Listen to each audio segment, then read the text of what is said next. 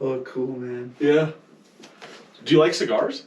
I'm not much of a... I've smoked them, but I was smashed. I smoked a cigar. No. Don't waste one on me. I BS Donald Trump Jr. Like, straight up, he was standing at the Leopold booth in front of us. And it was real quiet, early in the morning, not a lot of people even there.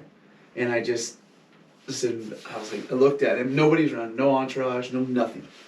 And it was quiet in our booth. So it's literally like, guys, it was just two dudes there, and I go, Mr. Trump. And he turns around, and I said, hey, I just want to introduce myself. I'm Sam Davis. I'm from Sheridan, Wyoming. I want to thank you and your father, what you guys have done for us. And I said, it's an honor to meet you. And he said, you're from Wyoming, huh? And I said, yes, sir.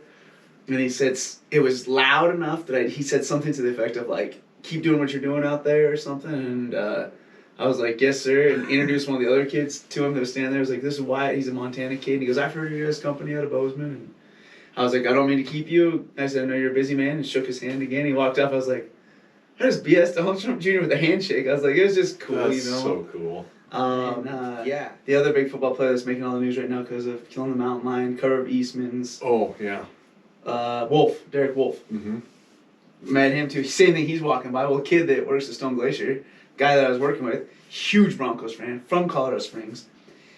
He's like, I'm like, dude, I saw Derek Wolf going down the aisle that way. We kind of forgot about it. All of a sudden, he's coming back towards us. You know, he's coming making another pass. And I was like, you gonna say something? Phil, are you gonna say something? And he's like, nah, man. He's just sitting there. I was like, Derek. Big guy turns around. I was like, walk up, introduce myself. I'm Sam Davis and BS him a little bit. Tell him I'm from Wyoming. He goes, oh, my wife's from Wyoming. He goes, I married a Cheyenne girl. I was like, no kidding. And so we visited about that, and I was like, hey, and Phil, you see, peeking in the corner. I was like, I got a Broncos super fan in here, and so I introduced Phil to him, and Phil's like, Phil's a stud, military guy, just badass, and he's melting right now, just shaking Derek Wells' hand, and I was like, he's just another guy, he's a really good football player. When you were talking about Wells, we went to the Wagon Hound. Libby was a freshman, I think, or a sophomore, I can't remember. But Libby had the elk tag. We go down there, and Dax tells us, we get to the door, and Dax like, hey, just so you know, Brandon Nemo, the stud baseball player from Cheyenne, he's like, he's here, and so's Buster Posey. Oh, really? And I'm like, all right. I don't watch baseball. I mean, I know who Brandon Nemo is, because from Wyoming.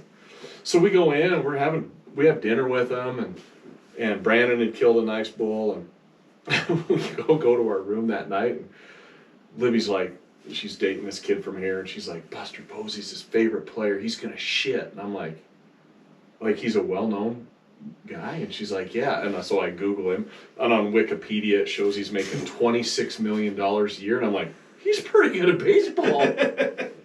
So then I'm watching YouTube videos of him, I'm like, oh, dude, he's a stud. He's good. Yeah, but he's just a normal guy at elk camp. Yeah. Just, do you have any sense about how much stuff gets sold out of the booth versus shipped?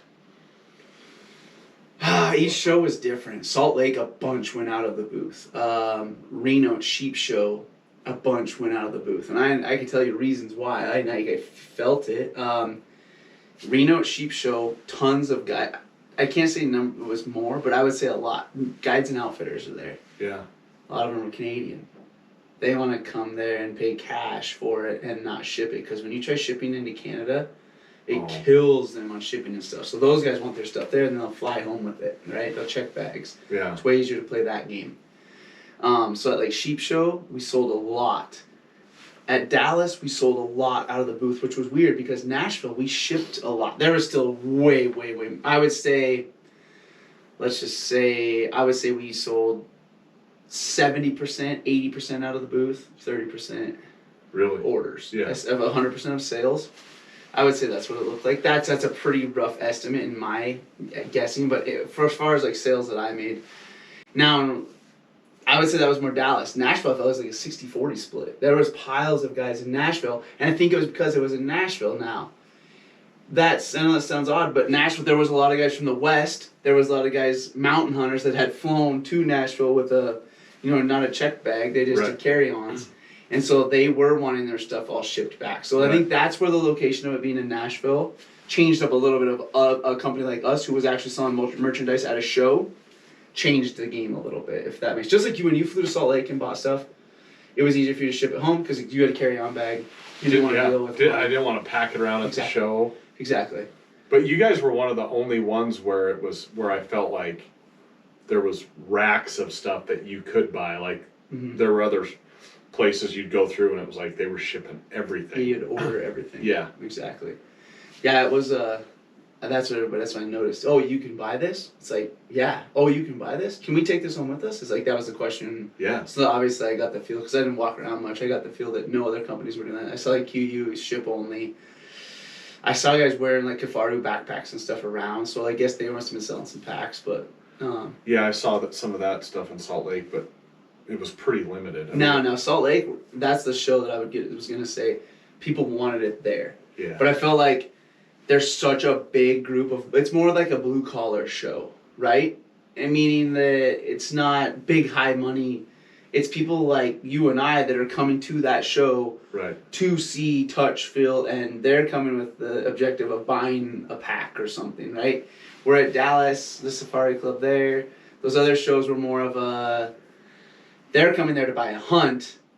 My guide said that I need to come over here and look at getting a backpack and a sleeping bag from you guys. What do I need? Right. That's kind of how that setup went. So then we end up shipping those back.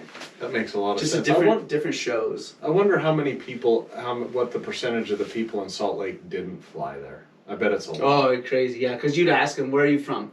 Or you feeling stuff.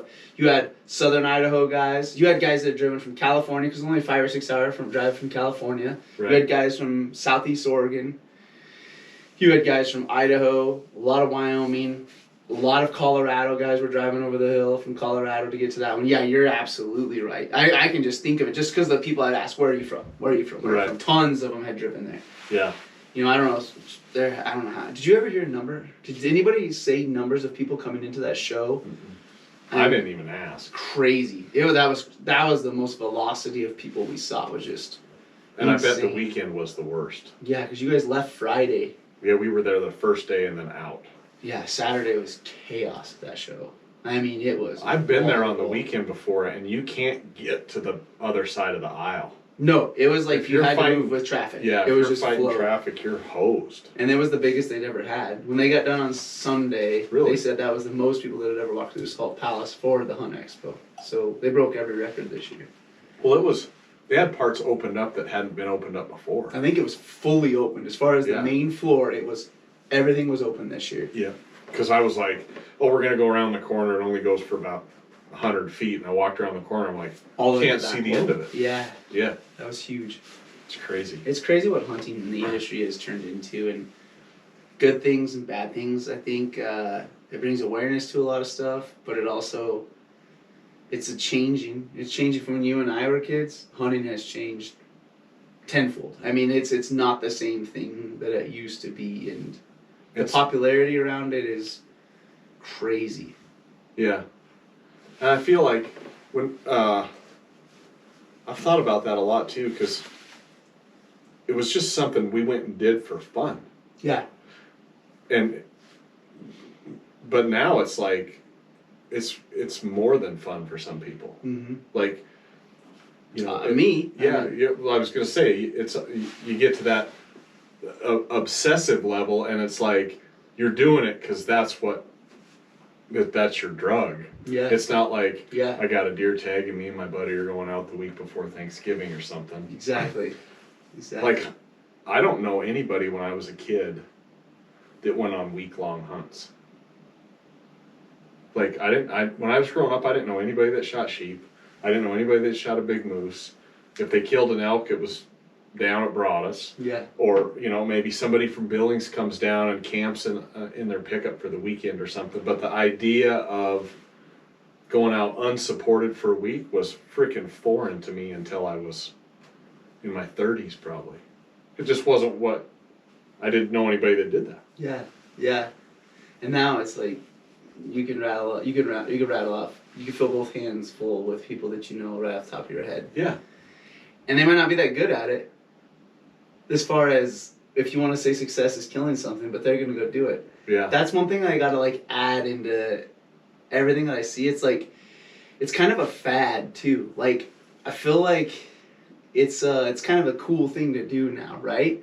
It's like, and I don't mean it like saying it like rudely, but it is like kind of a fad. There's fads in everything, and I feel like in the outdoor space right now, just the outdoor space, whether it be backpacking, fishing, camping, hunting is kind of a fad that has latched on to the outdoor people. And I think that with those outdoor people, they like the organic foods and they like this. Well, all of a sudden, now these backpacking trips that they're doing, now they can have a weapon in their hand and go harvest food purely organically to put on their table. Right. But it's all kind of still a fad. Like it's another thing to do. It's like rock climbing. It's like ice climbing, and it's kind of it gets the adrenaline going, and it's a challenge. It's something like that. But I still and back to what I said about people that aren't that good at it, it's still hunting an animal. And I'm sorry, if you didn't grow up and like hunting is something hard to actually go out and successfully harvest, maybe not go shoot a doe off of someone's haystack, right? But to go out in the backcountry solo or with a buddy and think you're gonna spend if you think you're gonna go out there, like a lot of guys would come to buy a backpack, I'm doing 8 days solo, never done it before, and like right away you're just like, in my head I'm going, you're not making it. You're not gonna make it 2 nights. 2 nights, maybe 3 nights if you're gonna go solo. Mm-hmm. With a buddy, you're gonna get 4 nights, and that cheeseburger back at home sounds really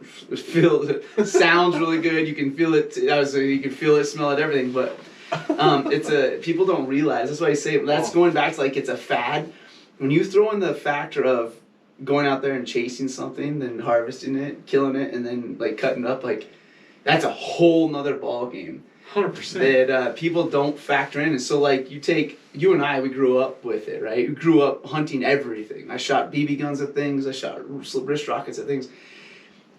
That's part of our genetics. We were ranching too. So we know what life and death is like. Right. Like if you've got livestock, you've got dead stock. I mean, 100%.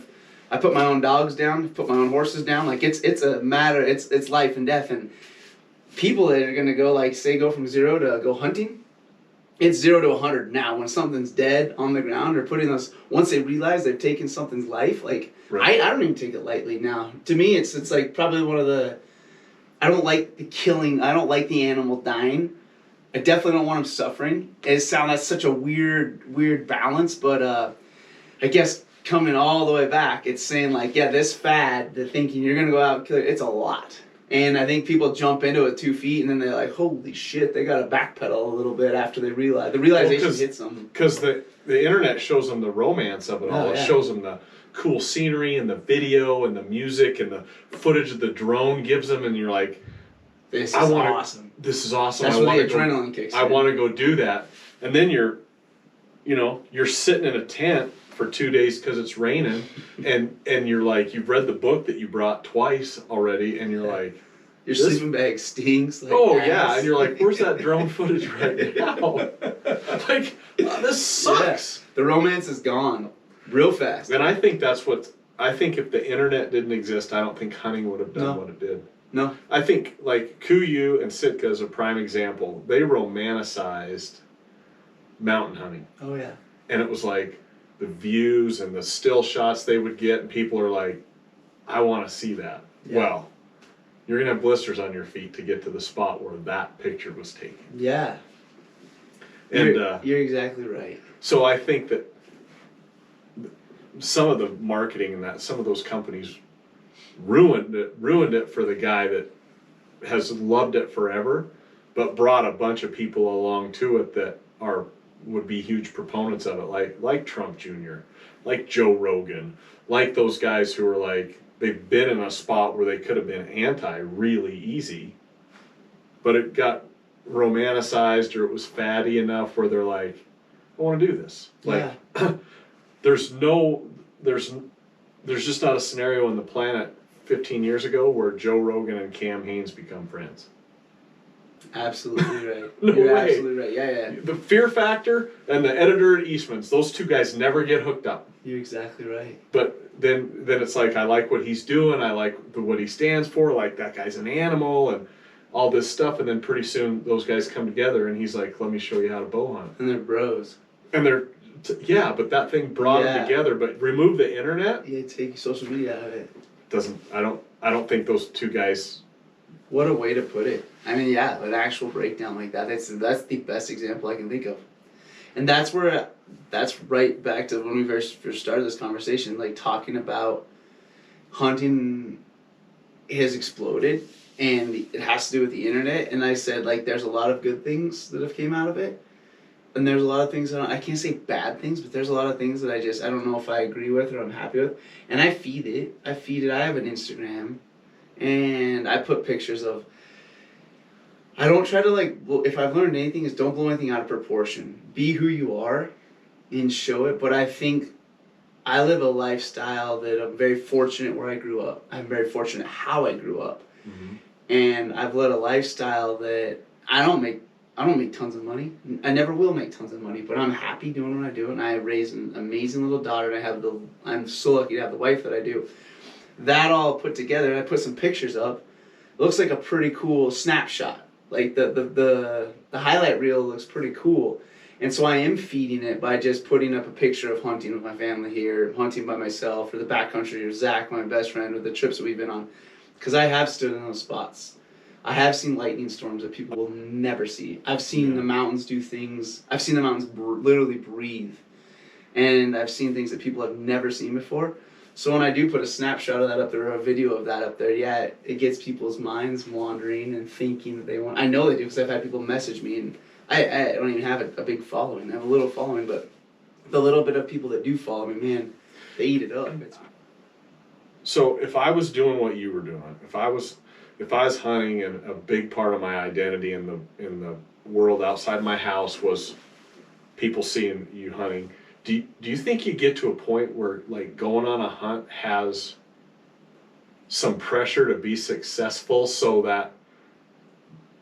that image isn't tarnished, or that you hold up kind of your end of the deal? Like when you've gone hunting, have you been like, oh, I gotta kill a bull on public land because that's what I do? You know, it's funny you say that. I would say as far as my own personal hunts, when I haven't had I've had a couple filmed hunts now with Stone Glacier. Those hunts are definitely. What's that like, by the way? Is it a different deal? I'm very fortunate. I've only worked with Stone Glacier. Good dudes, great gear. Like, it's something I truly believe in. Whether if I got to hunt with them or not, I would still be running their packs and gear. Like, you've tried out some of their gear now. Yep. It's awesome.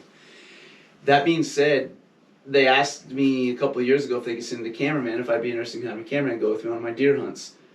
I didn't change any plans. Like, literally, maybe I hunted some of my C spots, you know, my number one, kind of my JV spots, because I didn't want the world to see on camera, as good as their camera guys are and as good as their editing is, there's too many smart people that can figure out your hunting spots. And with technology these days, and as wild as people are, I didn't. So anyways, that being said, I went to a C spot, but I didn't change any of my plans. I did exactly what I was going to do. I hunted exactly the way I wanted to. I went into it with the mindset of, I'm just going to be me.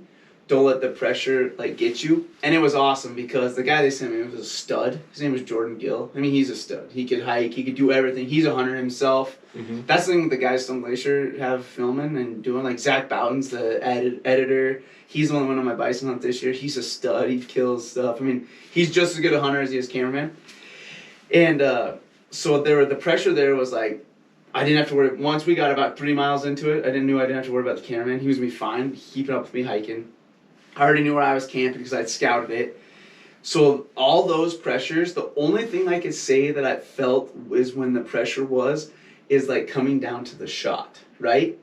Like, not that I don't ever take my time in my shot, but there was a little bit of me, I can't say right as the stock, right when it was in go time, I glazed over. I went right back into Sam mode.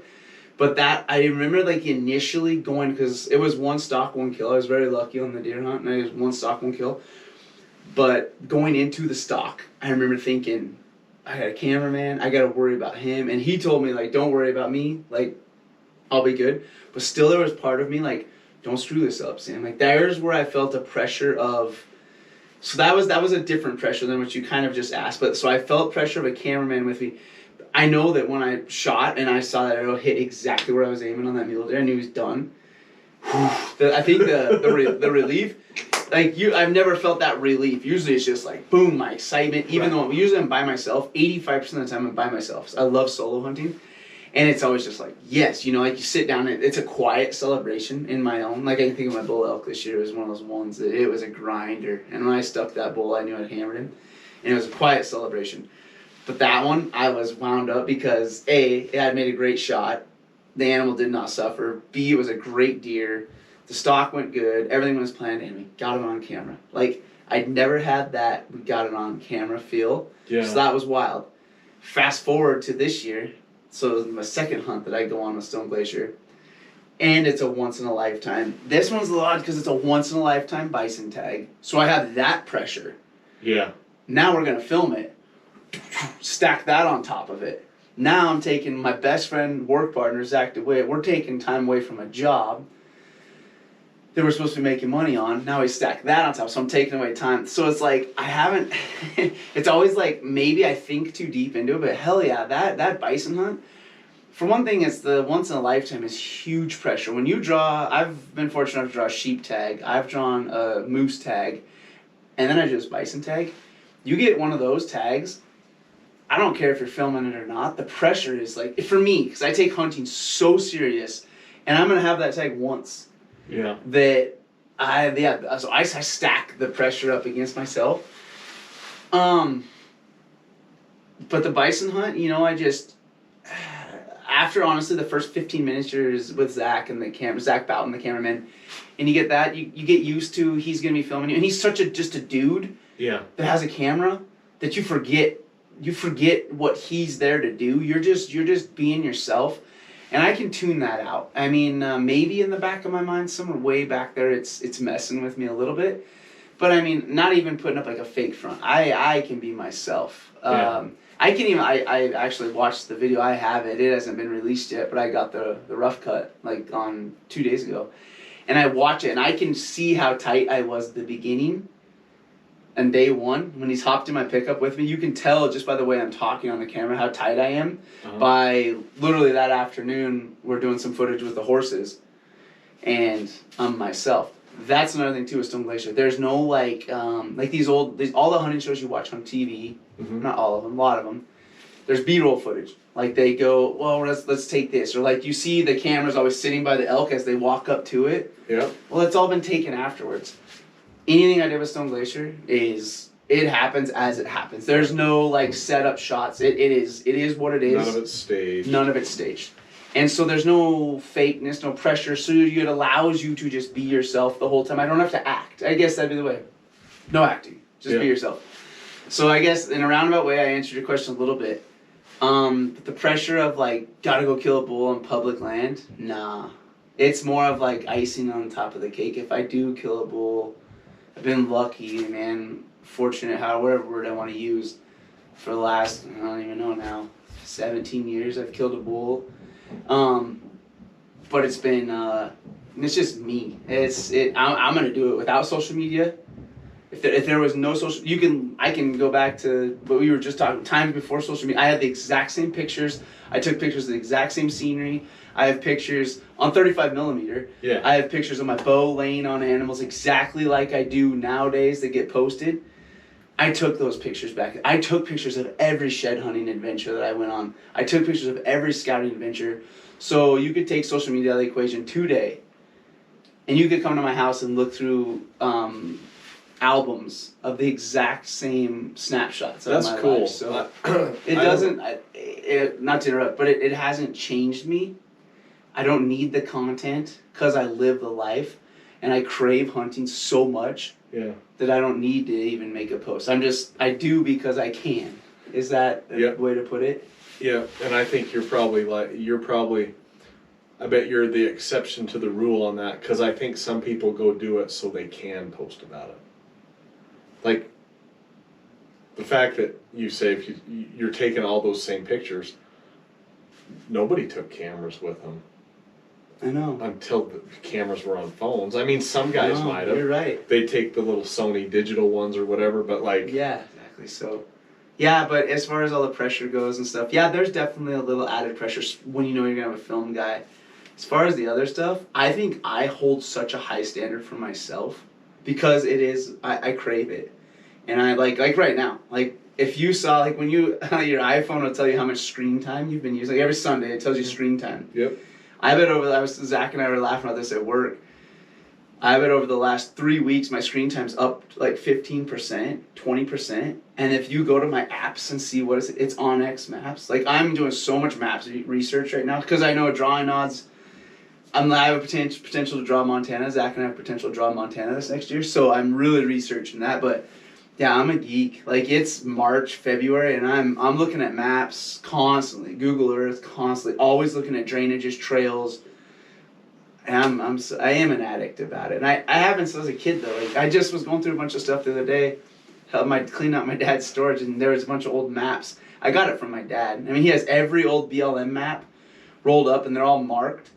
Everywhere he's guided and been. And then he would get blow-ups. He'd go to the BLM office and pick like certain sections or townships and have that spot blown up back in the day before Onyx. Right. And I was looking through some of those old maps the other day thinking like my dad was doing the exact same thing. That's the thing back to too, like the whole pictures and carrying a camera. My dad was a guide and outfitter my whole life. So since I was a kid, it was always pounded in my head to take pictures. Take good pictures. Not blood, no tongue hanging out, not the back of the pickup. You know, show the animal like it should be shown, you know, good representation of that animal. So like my pictures when I was in 1997 when I killed like my first animal with a rifle, my dad and mom, like it looks just like my pictures I take now because Dad was very adamant about good pictures. And we'd blow them up, 8x10 would be hanging on the wall. Yeah. So that's where it started.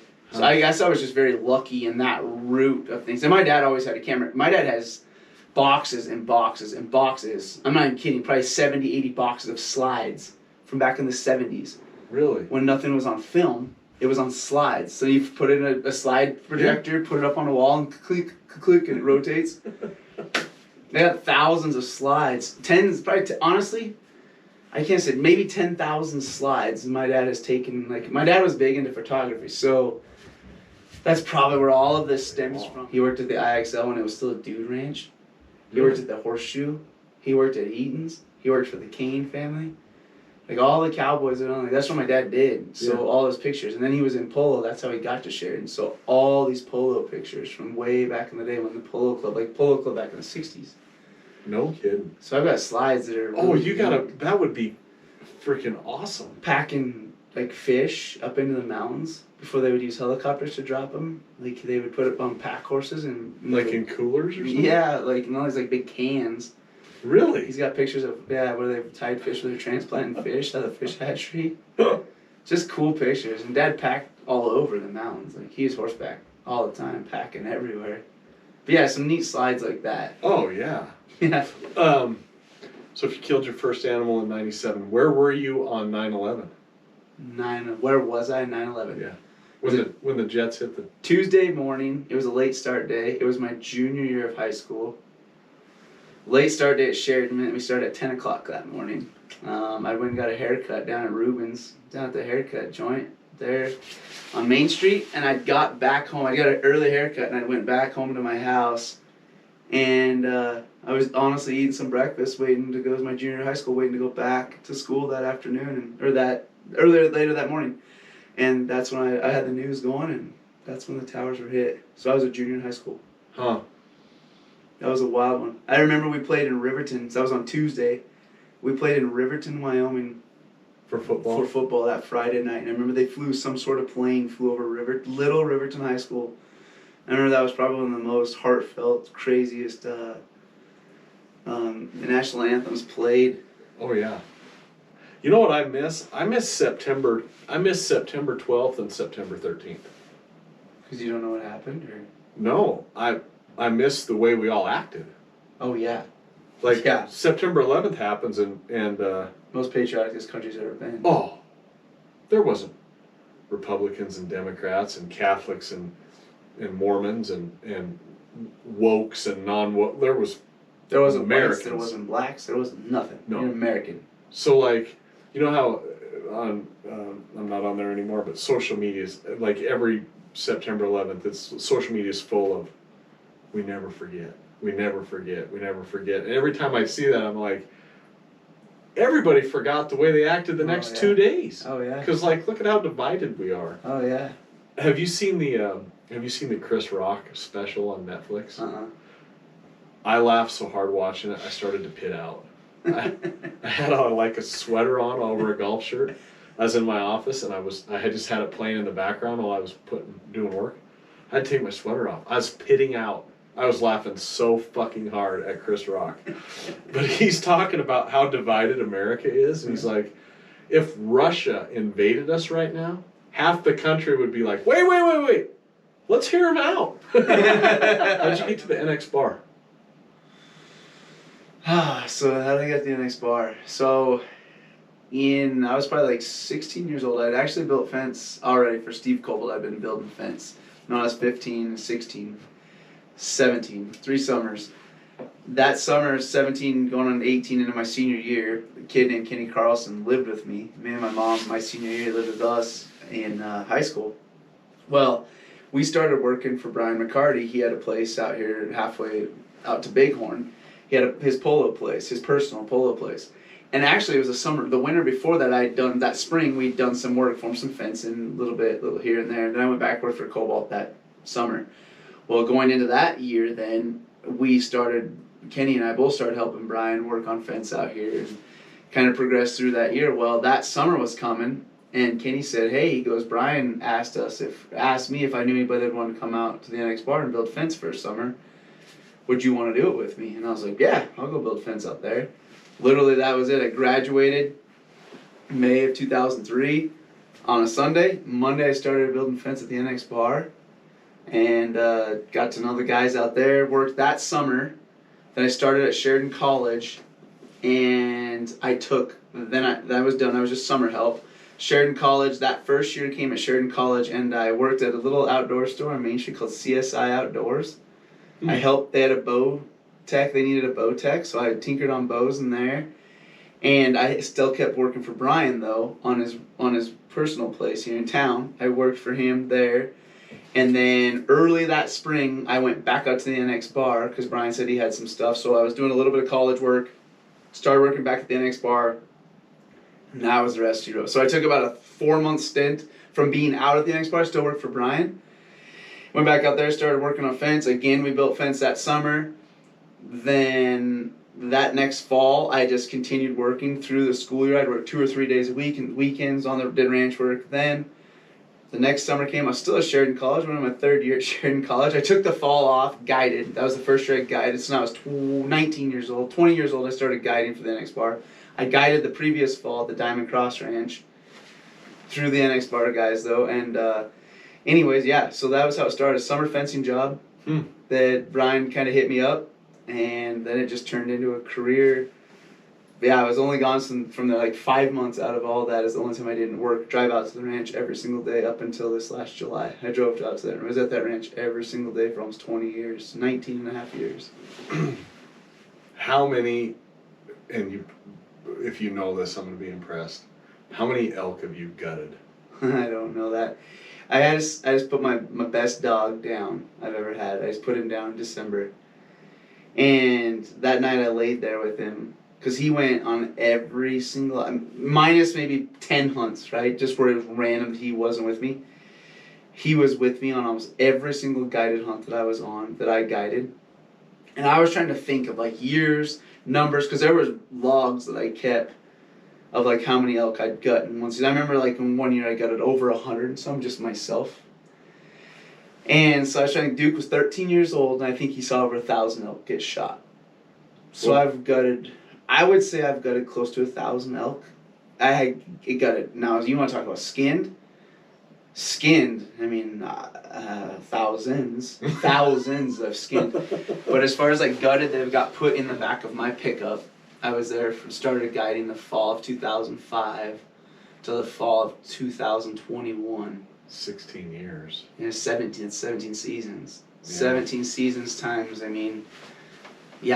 easily 80 to 100 a year. Some years maybe it was only 50. or 70. If you were on level ground or if you weren't, but if somebody was holding legs, how fast could you go? Oh, we used to have these competitions because I probably still hold the record and I'll brag about it. Yeah, if I could get a guy hold, so if you had a cow elk laying there, even a bull elk, cow is a little bit smaller, right? So say a 500 pound, 600 pound of cow elk, and one guy holding each hind leg, and you give me a knife, and not ripping through the brisket, right? But I could have all the way to the esophagus. I could have ripped all the way. I could have her gutted in under a minute. I think like 56 seconds, 54 seconds. No way, under a minute. Oh yeah. Oh yeah. If they were gonna make a movie about your life, who would play you? Oh jeez. You get to pick the actor. If they were gonna make a movie about me. About your life. I think Channing Tatum. Ooh, that's a good one. I think Channing Tatum could do it. That's Magic Mike, right? That's Magic Mike. I like him. I like his attitude. I like how he. I've seen him in so many different roles. Like having to be serious roles or like Magic Mike roles, or be funnier than hell. Like so, yeah, he could do it. Channing Tatum. My wife would like that answer too. She likes that guy. She would say she'd want to play her. Yeah, exactly. She'd play the wife part. First, last, best, worst. Okay, those are the 4 categories. Okay. A hunt. First hunt. First hunt. First hunt. Where I was the hunter? Yep. 1998. Nope. 1997. Shot a mule deer buck out on the Padlock Ranch. So that was back in the days when the Padlock. So Padlock is one of the most famous ranches around. You had to get written permission. And you had to be a special person to get written permission to hunt there. Well, my dad had done stuff for the Scots forever. So I remember we used to drive out. Dad get written permission from headquarters. You had to carry that note with you. And we drove out to the Forks. And back then, the guy that leases it now and owns the hunting and has the hunting on it, he was just the ranch foreman back then of the Forks Ranch. And you'd go out and you'd drink coffee with Cole and Elaine, and then you'd go out hunting. And that morning we went out, did that whole thing, and I shot a little mule deer buck up on a ridge, and I shot a buck antelope the exact same day. Yep, buck. That's what we did. If we went out there, we killed a buck and a doe, or a buck and a buck. Yeah. And so yeah, so it was a mule deer buck. Shot with a rifle. Yeah, 1997. Last hunt. The last hunt I just did was probably, it's going to go down as one of the coolest hunts I did. It was a November whitetail hunt. Yeah, I shot I guess I hunted for a cow elk. Last successful hunt that I went on was in November. And I had my little girl with me. It was -3. And I'd been hunting whitetail for probably 4 or 5 days, 7 days. I don't know, I put a lot of time hunting whitetail this fall. And there was this buck that I'd seen the evening before, and he had a doe pinned up. And when I say pinned up, you get these whitetail, any buck, they'll get a doe and she's hot. And he had her tucked into some Russian olives, like not down on the big creek bottom, kind of off. And he was holding her until he got her bred. He was waiting for her to go in standing heat. Well, I'd seen him the night before, and I thought, man, what are the odds in the morning we come back here in a pickup, and I can get a blind set up, I can rattle him, I can grunt him off that doe, something. Maybe he'll be there. No kidding, the next morning I have my 4-year-old, no, she just turned 5-year-old with me. It's -3, so you don't get a lot of time outside. No matter, you can't dress her warm enough to keep her warm very long. And we get there, and no kidding, that buck had moved 40 yards overnight. I mean, from one tree to another tree, and that was it. Well, there was all these other deer out in the meadow, and out in the hayfield. There was a haystack in between them, and I was like, I told my little girl, her name is Lainey, I said, Lainey, let's park the truck at the backside of the haystack. Let's work our way down this haystack and get to some Russian olive trees. We're just going to sit there, and the sun was just starting to come up. No kidding. The hunting guys were looking at me because that doe that he had got up and was trying to get to those other deer, and she single-filed right down that tree line, which was 35 yards behind that last tree that I was at, and we sat there just tucked in. Doe walks by at 35 yards, and I didn't even wait. I just came to full draw, and sure enough, he steps out at 35 yards. Well, I got my 5-year-old with me, spot and stock pretty much. We kind of ambushed him, whatever you want to say, and punched him right through the lungs. So, yeah, and it was like the oldest whitetail I've ever shot. I'm guessing he was like 9-year-old deer, ground off all of his teeth. Super old buck, not a giant. Coolest hunt ever. So that was the last hunt I just did. Best. Whew. Uh, I would say the best hunt that I've ever been on. It wasn't even. I've been fortunate to kill a bison, a sheep, moose. Like I've killed some neat and been in some neat places. Watching my wife stick a big bull, 2018. My wife stuck a bull with her bow. It wasn't even her first. It was like her second or third. It was her third bull. He was a monster. And the way that setup went, the day we had put in that day, she lost her contact out of her shooting eye. A branch hit her, knocked her contact out that morning. She swapped from her left eye, put her contact in her right eye, was walking goofy-eyed. I don't know what it's like to her contacts, but she hiked around all day like that. We're out of water.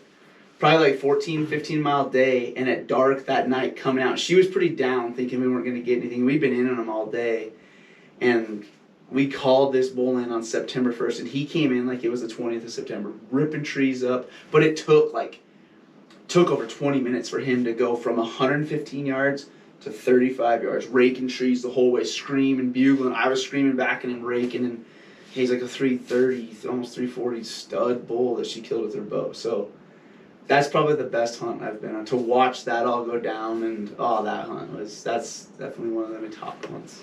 Worst hunt. The worst hunt I've been on. Man, I could say one. I think one that pops up in my mind. And I shouldn't say it was the worst because I learned a lot from it. Biggest letdown though, and worst. I was in Arizona 2 years ago now, and I'd found a buck on day one, and I was there for 8 days. Got on him on day one, and I missed a shot on him that I'd sat in my I put a stock on, took my pants off and everything in a hustle and boots off, finalized the stock because it was through some really nasty brush. It was loud, and then he ended up getting just out of bow range. I sat there from daylight, or say 9 o'clock in the morning, until dark in the desert. Even though it goes down, it was like in the 40s in the shade. I sat there with my shirt pulled over my legs, so I was in my freaking boxers. I froze to death watching this deer, all to miss him that night. I clipped a branch and shot over his back. Fast forward 7 days later on day 8, we find him again, first thing in the morning. I put the best stock, one of the best stocks I've ever put on a deer in the nastiest, rocky, craggy country. Get on him, 40 yards away from him. Sit there for 3 hours till he finally stands up with his doe to whiff the shot. I literally pulled a shot like I've never done before. And I take so much pride in my shooting. Like, shooting to me is here. I try to shoot absolutely every day. And I whiffed a shot, a 44-yard shot. He was facing right, slightly downhill with his neck. The doe went around the bush. He bumped her, and I thought he was going to go with her. And I was already at full draw, and I rushed the trigger shot, and I shot in front of him. That's the worst. I think just because it's just the letdown of what I did. If I would have blown him out and not even got a shot, I'd feel better about it than breaking my shot sequence and not going through what I usually do. So that's my worst. If you go into grizzly bear country and you're going to pack a bow, because you've been there packing a bow, who goes with you packing a shotgun? Zach DeWitt. Just one guy? If I was going to go, it depends on what I'm doing. I like to have 3 in the grizzly situations we've been in, and we've talked about this numerous times. I'd rather roll with 3. Zach and I have definitely been in there with 2. With my whole moose, it was just him and I. I like the 3 because I know how fast 2 guys can break down something, while there's always the one guy kind of on guard. Like for my bison hunt this year, is a perfect example.